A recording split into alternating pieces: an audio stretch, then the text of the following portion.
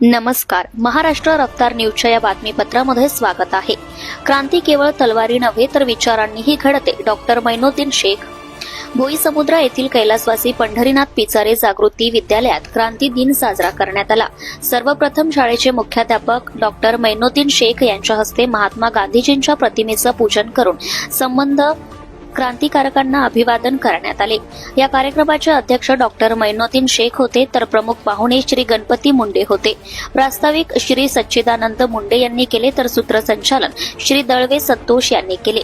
या प्रसंगी इयत्ता 5वी ते 10वीच्या अनेक विद्यार्थ्यांनी क्रांतिकारकांच्या जीवनावर मराठी, हिंदी व इंग्रजी भाषेतून भाषणे केली.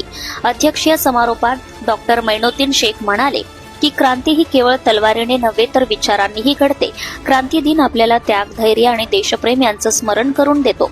हा दिवस केवळ इतिहास नाही तर आपल्याला आजच्या जीवनात प्रेरणा देणारा आहे.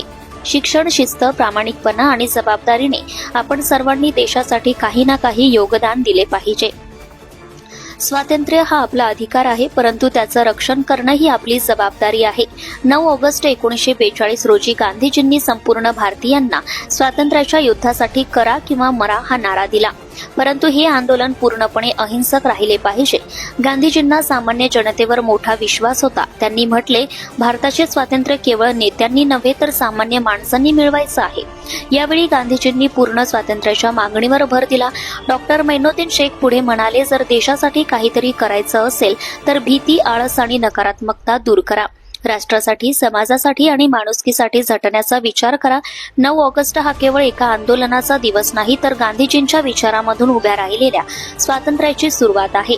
शेवटी आभार अक्षय चव्हाण यांनी व्यक्त केले.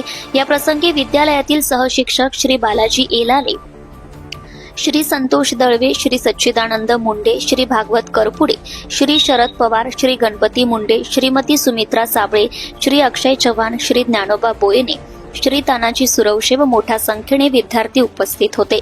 महाराष्ट्र रफ्तार न्यूज मराठीसाठी प्रतिनिधी इसरार अब्दुल पटवारी, लातूर.